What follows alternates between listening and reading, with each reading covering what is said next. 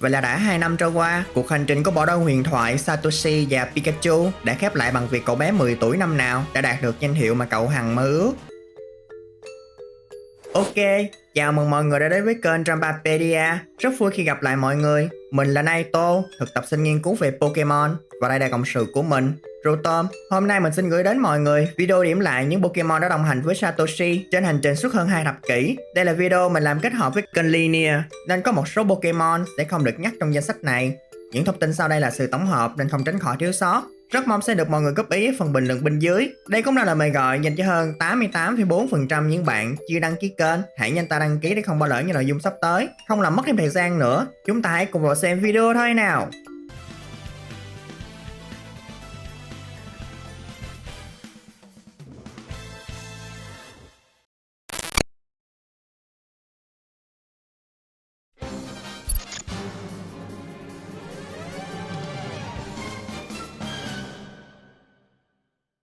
Vì là một phần phim anime của tuổi thơ, nên mình xin phép dùng toàn bộ cách đọc tên bằng tiếng Nhật mọi người nha.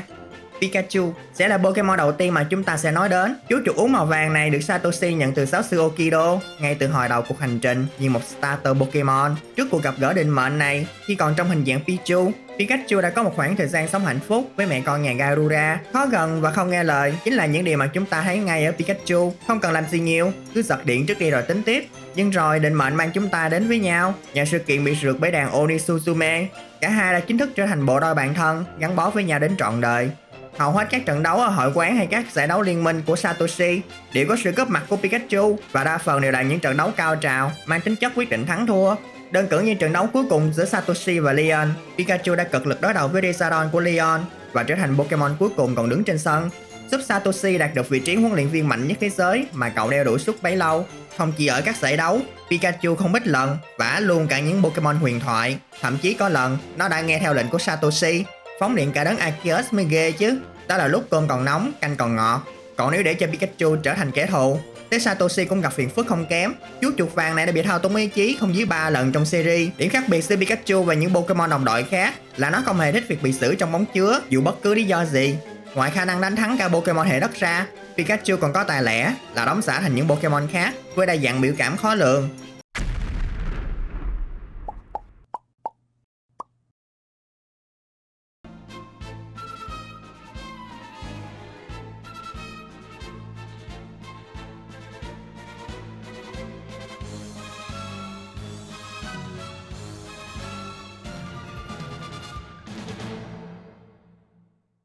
Caterpie, Pokemon hoang dã đầu tiên mà Satoshi tự bắt được. Chú sau này có tính cách rất tích cực nhưng nhút nhát, với ước mơ lớn nhất là một ngày nào đó nó có thể tiến hóa thành Batafuri và bay lượn trên bầu trời. Dù bị Kasumi chê bai né tránh, Caterpie tuy có buồn rầu chăng nữa cũng không hề giận hờn gì cô nàng này. Với sự thông minh khó lường vào những ngày đầu tập tành làm huấn luyện viên Pokemon, Satoshi đã cho Caterpie đối đầu với một con Pigeon. Hậu quả thế nào thì mọi người ai cũng biết rồi nhỉ. Sau đó, bất chấp dáng vẻ nhỏ bé và yếu ớt của mình, Caterpie đã cho thấy nó là một Pokemon dũng cảm khi đã thành công đánh bại cả hai Pokemon có đầu hỏa tiễn, tiến hóa thành Toraceru và nhanh chóng tiến hóa thành Batafuri sau đó, trở thành Pokemon đầu tiên tiến hóa full cấp mà vẫn chịu nghe lời Satoshi. Sau khi tiến hóa, Batafuri trở thành một Pokemon duyên dáng và thanh lịch hơn, bay lượn nhanh nhẹn và thể hiện khả năng cơ động bằng những pha nhào lộn xuất sắc. Ấy vậy mà là thêm một cú chơi ngục không tưởng nữa tới từ Satoshi. Cậu chàng này đem Batafuri đi trao đổi với một con Rattata. May mà cuối cùng Satoshi đã nhanh chóng hối hận nên xin đổi lại. Không lâu sau, vì nhận ra Batafuri đã trao trái tim mình cho một con Batafuri cái màu hồng, Satoshi đã chia tay với chú bướm bướm của mình trong nước mắt.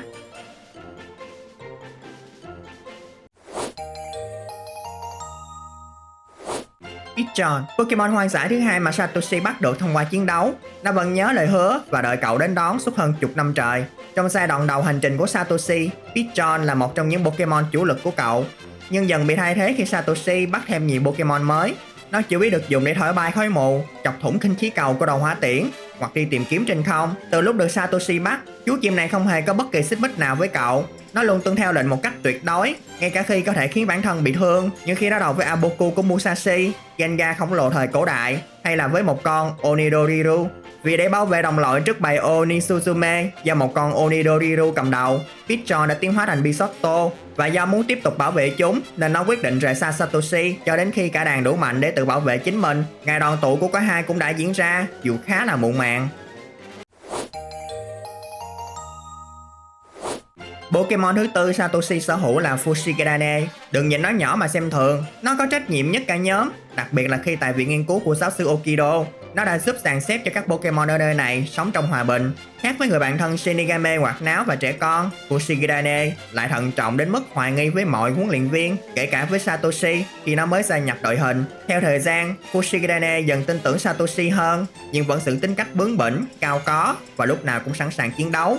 Dù có chín chắn nhất chăng nữa, Fushigedane đôi lúc vẫn hành xử rất trẻ con mỗi khi dính với Shinigami. Điều này thể hiện rất nhiều lần trong các cuộc cãi vã giữa cả hai. Có lúc nó còn háo hức tới mức lật ngửa chú rùa lên để làm chiếc xe trượt bất đắc dĩ. Một trong những sự kiện ấn tượng nhất khi nhắc về chú ếch này là việc nó đã từ chối tiến hóa thành Fusigiso trong một nghi lễ linh thiêng do một con Fushigibana trụ trì.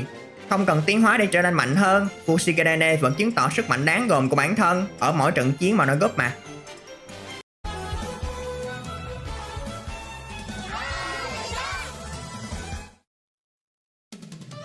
Vesan DBT. Tiếp theo là Pokemon hệ lửa đầu tiên mà Satoshi bắt được, Hitokage. Theo một cách nhìn hài hước nào đó thì hầu hết những Pokemon hệ lửa của Satoshi đều mang nội tại là hệ nước. Mở đầu cho truyền thống này chính là Hitokage. Ngay từ lần đầu xuất hiện, Hitokage đã cho thấy bản thân là một Pokemon cực kỳ trung thành. Chỉ vì tin lời thằng chủ mà nó đã nằm chờ trên một tảng đá, mặc cho nắng mưa. Ngay cả khi được Satoshi mang về trung tâm Pokemon chữa trị, Hitokage vẫn quay lại chỗ cũ nằm đợi chủ tới rước. Sau khi nhận ra bản chất tệ hại của thằng chủ cũ, Hitokage đã chấp nhận gia nhập team của Satoshi. Dù vậy, nó vẫn mang trong mình nỗi ám ảnh về việc bị xem là yếu đuối. Cho nên khi tiến hóa thành Rizado, nó trở nên xa cách, bị ám ảnh bởi sức mạnh và danh tiếng, bỏ qua giá trị của tình bạn, lòng trung thành và sự tử tế. Việc đó tiến hóa thành Rizadon hoàn toàn chỉ vì cái tôi bị tổn thương, chứ không hề vì muốn cứu Satoshi khỏi Putera. Và với những trận chiến sau này, việc Rizadon nghe lời Satoshi gần như chỉ là vì nó tôn trọng sức mạnh của đối thủ. Đỉnh điểm là hành động bất tuân của nó khi Satoshi đối đầu với Hiroshi trong giải liên minh Sekii. Nó xem thường Pikachu của đối thủ nên đã nằm ì ra sân, dẫn đến việc Satoshi bị xử thua một cách đầy ấm ức. Sự kiện đánh dấu cho cú chuyển mình trong tính cách của Rizadon là khi nó đã cảm nhận được sự chân thành từ Satoshi, cậu đã bất chấp nguy hiểm để cứu nó khỏi lãnh cống. Rizadon cuối cùng đã gột bỏ những tính cách độc hại còn sót lại từ thằng chủ cũ và hoàn toàn trung thành trở lại với Satoshi. Nhưng sự khát khao sức mạnh và danh tiếng của Rizadon vẫn còn, nên khi đến thung lũng của những con Rizadon khác, nó đã thách đấu với toàn bộ Rizadon hoang dã ở đây, dù cho bị đánh bại hết lần này đến lần khác.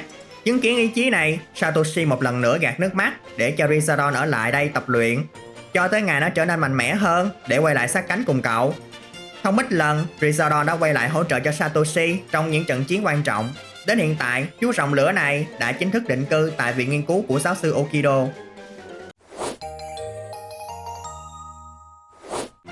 Zenigame, Pokemon thứ 6 trong đội hình của Satoshi. Không như những đồng đội khác, chú rùa này có hẳn một quá khứ lừng lẫy. Nó cầm đầu 4 con Zenigame khác, quậy phá đầu làng cuối xóm với những trò nghịch ngợm khiến người dân cực kỳ khó chịu. Mãi về sau, tiểu đội rùa này nhờ thể hiện khả năng phối hợp ăn ý, dập tắt đám cháy nên đã được cô cảnh sát Junsa thu nhận về làm những lính cứu hỏa của thị trấn. Riêng Shinigami lại lựa chọn đồng hành với Satoshi, khác với Fushigedane nghiêm túc, chín chắn. Nó lại tỏ ra là một Pokemon trẻ con và tinh nghịch. Tuy nhiên, Thiên Bẩm là một nhà lãnh đạo, nên lúc tái ngộ với những đồng đội cũ ở cuộc thi dành cho những nhóm cứu hỏa, Shinigami đã đứng lên chỉ huy cả nhóm hoàn thành xuất sắc bài thi, mang đến chiến thắng cho toàn đội. Điều này cũng dẫn đến việc Shinigami chính thức rời khỏi team, quay về với nhóm rùa trên con đường dập lửa cứu người. Trong những trận chiến sau này, Shinigami vẫn góp mặt giúp sức cho Satoshi. Kurabu, Pokemon hệ nước thứ hai mà Satoshi thu phục được bằng vũ lực. Bạn không nghe lầm đâu, người đầu tiên bắt Pokemon bằng tay chính là Satoshi.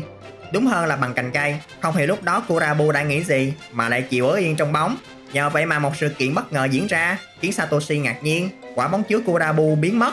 Sau khi được Takeshi thông não, Satoshi biết thêm về việc mỗi nhà huấn luyện chỉ mang được tối đa 6 Pokemon. Những Pokemon còn lại sẽ được chuyển thẳng tới chỗ người đã tặng Pokédex cho họ. Trong trường hợp này là viện nghiên cứu của giáo sư Okido. Lần đầu xuất hiện, Kurabu cho thấy nó là một con cua cực kỳ nóng nảy và bộc trực, thách thức cả Satoshi, dù cậu thậm chí còn không phải là một Pokemon. Nhưng từ khi ở viện nghiên cứu với giáo sư Okido, Kurabu dần hiền hòa hơn rất nhiều và trở thành một Pokemon khiêm tốn, trầm lặng. Điều này thể hiện rõ nhất trong trận chiến của Kurabu ở liên minh Sekii, khi nó được dùng để đối đầu với một con Nashi. Ngay trong trận đấu này, Kurabu đã tiến hóa thành Kingura, giành chiến thắng cho Satoshi. Kingura lại không hề tỏ ra vẻ kiêu ngạo. Đây là một phẩm chất chỉ có ở giáo sư Okido.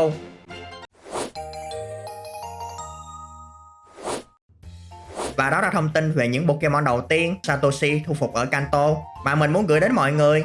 Số Pokemon còn lại mời mọi người xem tại kênh Linear nha. Mọi người nghĩ sao về những chú đồng đội đầu tiên của Pikachu? Xin comment ở phần bình luận bên dưới. Cũng như đừng ngần ngại chia sẻ những hiểu biết hay chiến thuật mà mọi người dùng với những Pokemon này. Cảm ơn mọi người đã xem hết video. Và giờ thì hẹn gặp lại lần sau. Bye!